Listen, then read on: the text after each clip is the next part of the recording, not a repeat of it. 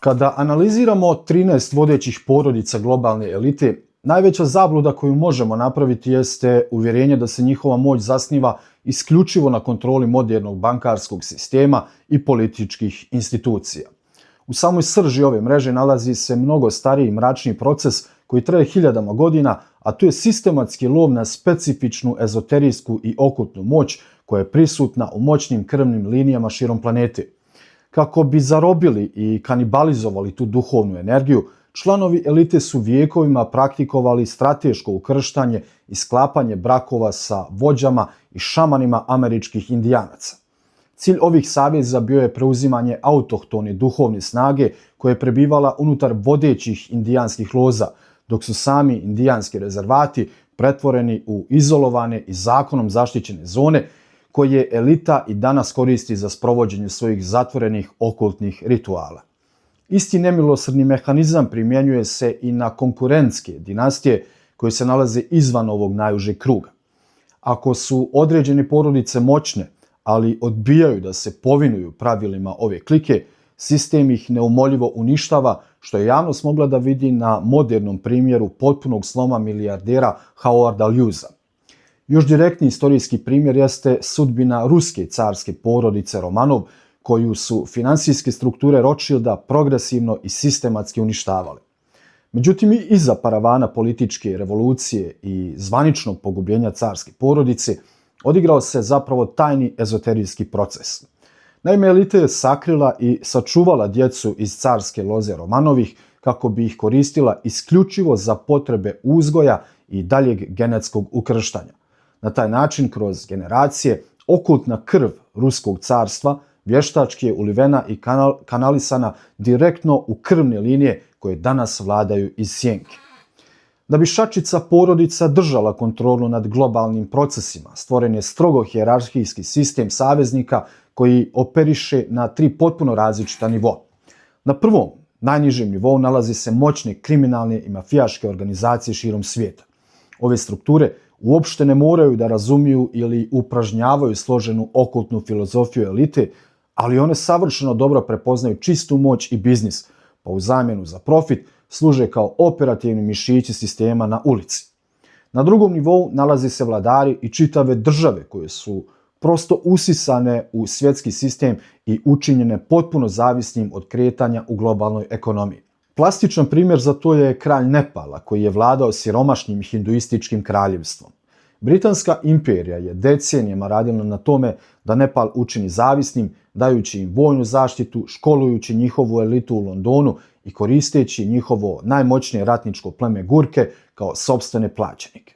Ukoliko bi kralj Nepala odlučio da skrene s ovog kursa, njegov tron bi momentalno bio zbrisan kroz vještački izazvanu revoluciju ili vojnu invaziju koju bi organizovala Indijska kongresna partija uz operativnu podršku, naravno, agenata CIA i britanske službe MI6, odnosno MI6.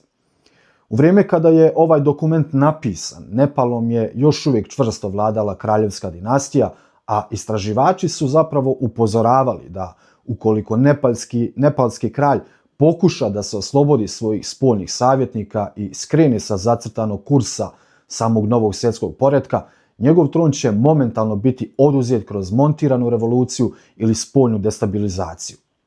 Knjiga Krvne linije Iluminata koju je napisao Fritz Springmeier 1995. godine je jasno locirala da su britanski MI6 i američka CIA već tada duboko pozicionirali svoje operativce unutar ove planinske države kako bi kontrolisali njenu sudbinu. Samo nekoliko godina kasnije nakon ovog upozorenja, Nepal je gurnut u stravičan višegodišnji rat i talas brutalnih nemira koji su potpuno paralisali zemlju. Vrhunac ove geopolitičke operacije odigrao se kroz bizarni i nikada potpuno objašnjeni masakr unutar same kraljevske palate, kada je zvanično likvidiran skoro čitav vrh vladajuće dinastije. Ovaj unutrašnji slom poslužio je kao savršena uvertira za masovnu uličnu revoluciju koja je uslijedila i kojom je nepalski tron trajno i bespovratno zbrisan sa istorijske scene, čime je drevno kraljevstvo pretvoreno u sekularnu republiku. Glavni adut za uvlačenje manjih nacija u ovu mrežu jeste kreiranje velikih međunarodnih sukoba poput hladnog rata gdje se primjenjuje klasična hegelijanska dijalektika.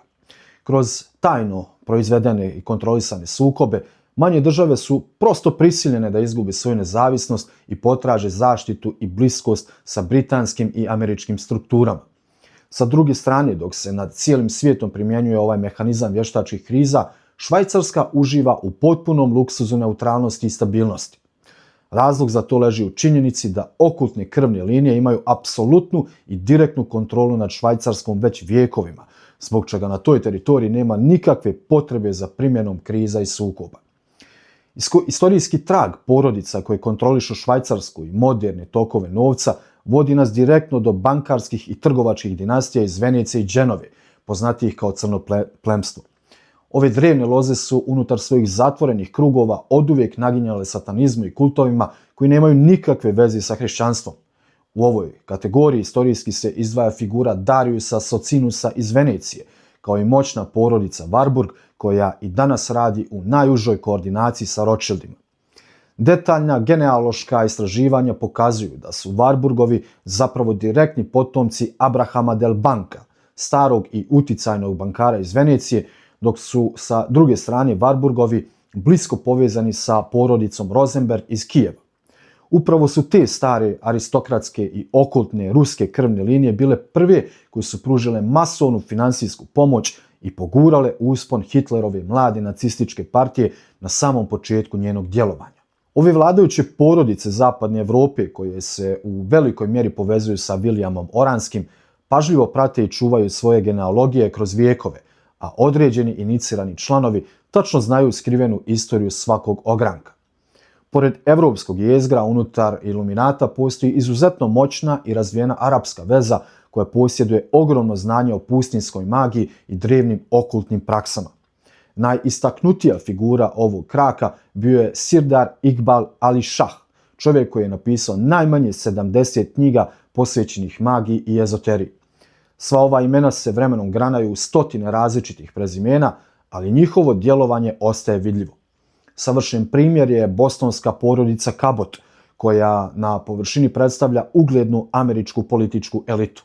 U stvarnosti, porodica Cabot vodi direktno porijeklo od Sebastiana Cabota, koji je rođen u Veneciji i koji je bio sin Giovannija Cabota iz Dženove.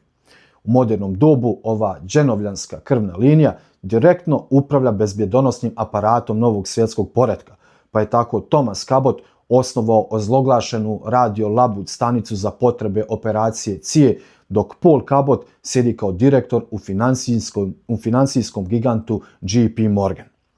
Da bismo u potpunosti razumjeli kako elite upravljaju globalnim procesima, moramo razbiti još jednu iluziju koju nam plasiraju zvanični mediji.